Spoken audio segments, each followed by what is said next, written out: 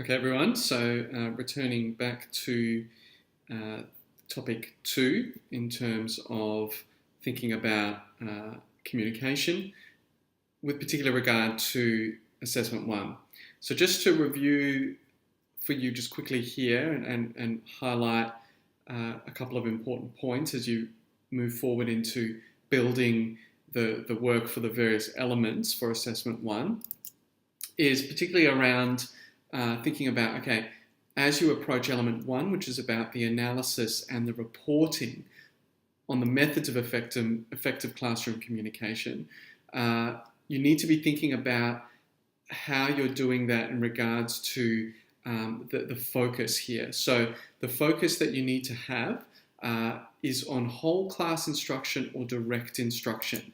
So I just wanted to, I guess, briefly explain that, what that means, and the differences between the two, because they could seemingly, you could easily confuse them. And I mean, I guess they are somewhat blended together, and we're kind of artificially separating them here in the assessment. But just to give you, I guess, a clear explanation of the differences between the two.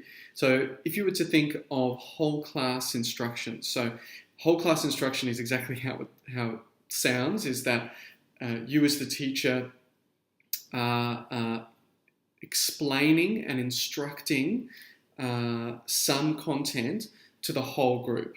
So if you had to picture this in your mind's eye, it might be 26 year nines in your particular subject area. And if you, again, wanted to help you picture this scenario, you may think about a 15-minute chunk of a 60-minute lesson requires the explanation of a particular chunk of content.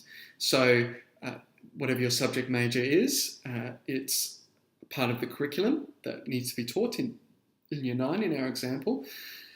And you think about maybe it's the first time that you're approaching this particular content area, and you've got to give a really clear explanation of what this content is, what it means, with examples, with maybe some visual material. Maybe you have a PowerPoint that you're showing various bits of information, pictures. Maybe you have a short video in there that you pause and explain whatever it might be. You may be doing problems on the board or diagrams.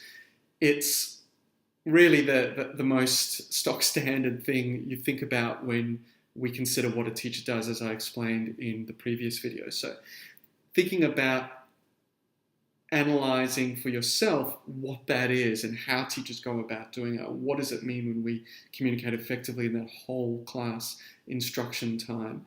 So it's not just content as well. It may also be, hey, here's some content. And then at the end, it might be an explanation of some activity or some process that they need to follow. Maybe it's an experiment that they're doing. So it's whole class instruction can have content, certainly will have content in it, but it may also be instruction around activities, what is going on in that particular lesson. In a sense, you are then explaining the learning design for students to engage with that learning design.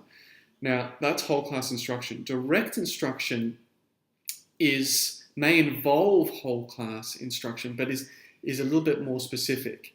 Direct instruction refers to when teachers are going through and carefully teaching skill. So a really straightforward example would be a maths teacher going through step by step how we do a linear equation or algebraic equation.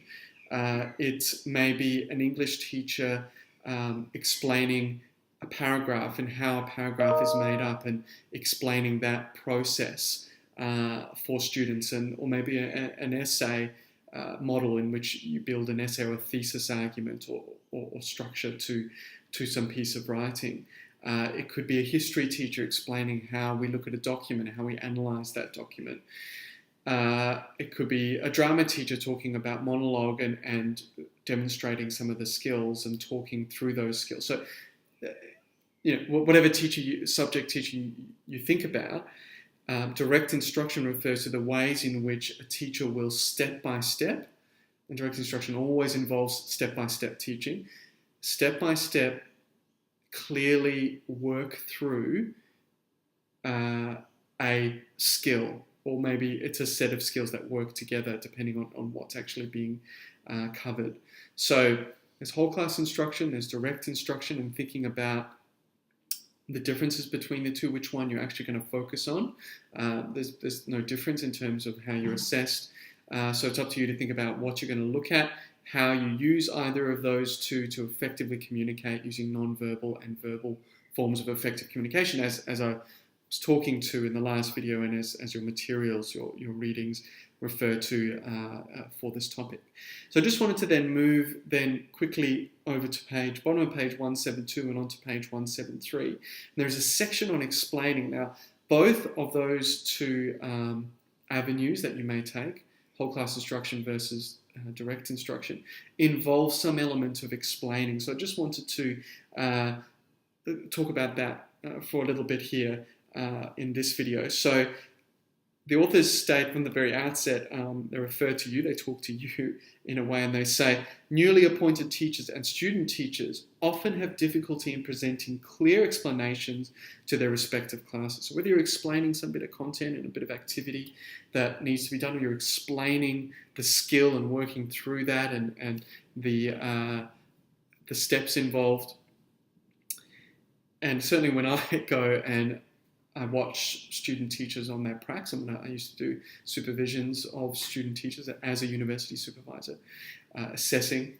That was one of the aspects that invariably I gave feedback on, was clear explanations.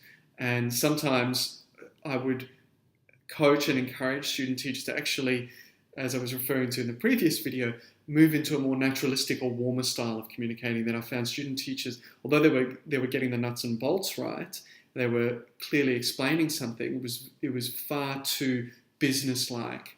As I said, that sort of being very sterile and businesslike in how you're explaining something is not inviting to students. There's no emotion there. There's no engagement. Why? How do you spark their interest? How do you make them listen? How do you pull in their attention and make them focus on the material and think about what they need to be doing, whether it's attending to some content or the process of the skill. So sometimes I would find student teachers would, as I say, are kind of getting the fundamentals, and then they forget that, hey, I'm actually working with human beings. I'm not just a robotic transmitter of knowledge, and it's just the stuff just comes out of me like it's a Wikipedia article. It's more than that. There's, as I've mentioned, and as the text talks about, there's much more to communication than just saying it right and explaining it clearly. It's this clear logic to it, but then not too logical and static and dry either. There needs to be some humanism, some warmth, some openness, some emotion that gets involved with that as well, and when you explain things. Because hopefully you are interested in the material as well. Look, you're not going to be crazy enthusiastic about everything that you teach. There's no way that any teacher would. There'll be some elements of your curriculum that you'll be more excited about personally than others. But always you need to approach what you're explaining with, as I said, some humanism, some sense that you are working with people. Teaching is a people business, and so you need to engage those people with the content, and sometimes you need to then put in perhaps more than you naturally are able to do, and there's an element there of performance, and teaching is a performative profession. In a way, you're up on a stage and you're performing and acting through some of these aspects, and the more you perform and act, the more it tends to be folded in and become part of who you are. So they talk about how it's really important that you know your stuff, and in any public speaking 101 professional development you may do, if you hunt on YouTube and have a look at some YouTube videos or read a book or whatever the case is, they'll always talk about know your material. And that's really important in teaching, and something that is quite difficult when you first start, in that you may have a subject specialization. I was a history teacher. The first time I had to teach contours in geography, I'd read about it 2 days before or the week before when I was plotting through my lessons for what I had to teach on my first crack. I never did geography. I barely remembered it from when I did it in lower school. I was only teaching year 8 contours geography. But that got deleted for more important things. So I had to relearn it and then communicate it to students, and I made mistakes. But I can tell you, by the third time I had to teach contours to year 8s, I knew enough. I knew what I needed to know well enough to design some learning for the students to engage with and answer questions as well. I just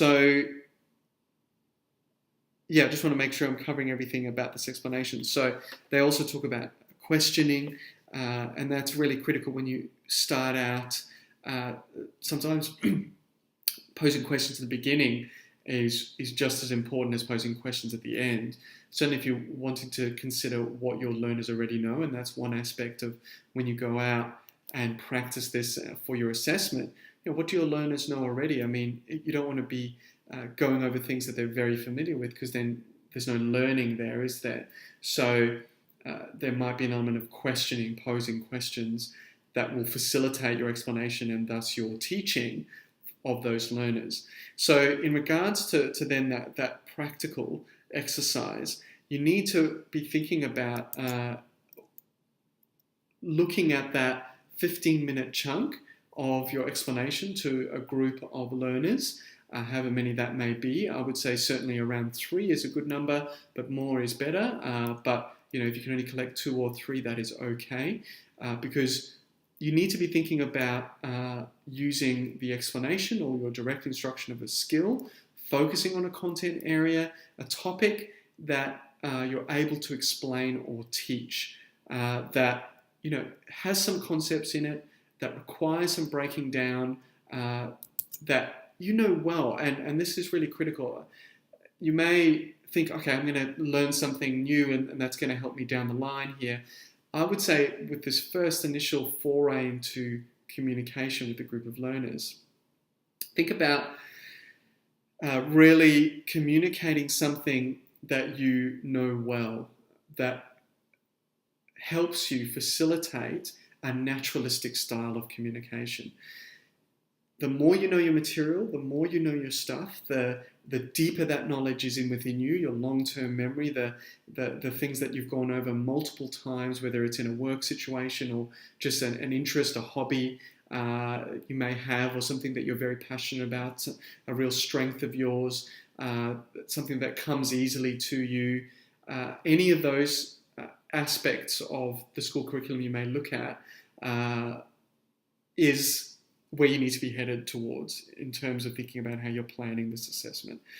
I can't stress that enough. It's really, really important, because you're going to find that even though you may prepare really well, and then you go into the situation where you get to explain or break down a particular skill to a group of learners, a few learners, the nerves will kick in. You'll stumble. You'll have to look at your sheet of notes multiple times, no doubt. So to support you in terms of feeling confident, in terms of trying to knock down those nerves just a little bit. Some nerves are good. In fact, they add adrenaline when you're going into those situations. But to minimize those nerves and the anxiety associated, particularly if you're quite anxious about public speaking, you want to give yourself, in these first steps, this first stage of moving into a teacher style of communication, the best chance possible for success. It's going to give you more confidence if you end that 15 minutes going, yeah, that was great. I felt confident. It felt like it was flowing, felt natural. I made some mistakes. So there were some stumbling blocks. I think there were things I could have done a lot better. But nonetheless, it worked well. If it doesn't work well either, that's fine. There can be plenty to reflect on later for that. But really, as I said, try and move into this assessment thinking about what you're actually saying, the bit of content or skill that you're working with, something that you're quite familiar, not just somewhat or reasonably familiar, quite familiar with. If you're having trouble thinking what that might be, please feel free to contact me, and maybe I can help you and support you and ask you some questions that might get at that particular bit of content that you can use. So you need to be planning and thinking from now, really, with this assessment. You need to be building in, as you're doing the activities for topic 2 over the 2 weeks, you need to be building a series of notes and engaging with the materials, because with the eye to thinking about not doubling up. So from now, you really need to be thinking about what particular avenue am I taking, direct instruction or whole class instruction. And as you read the material, find those bits of research or particular explanations in the text and so forth that add weight to your analysis, your report that you're going to be bringing together in regards to effective communication strategies. So when you think about non-verbal communication and whole class instruction, what does that mean? When you think about it, verbal communication when doing direct instruction, what does that mean? So the sooner you can be thinking about what you're tackling in regards to the assessment, the better. So I'm going to end that video there. If there are any questions in regards to the assessment, please email me, and I'm more than happy to give you some feedback if you're confused about something in the unit outline, or any other general questions. Please let me know in regards to the communication topic. And will undoubtedly create a couple of videos, perhaps moving into another reading or just more explanation about general communication skills and so forth. So once again, thank you for engaging and watching, and I hope this continued to be useful for you.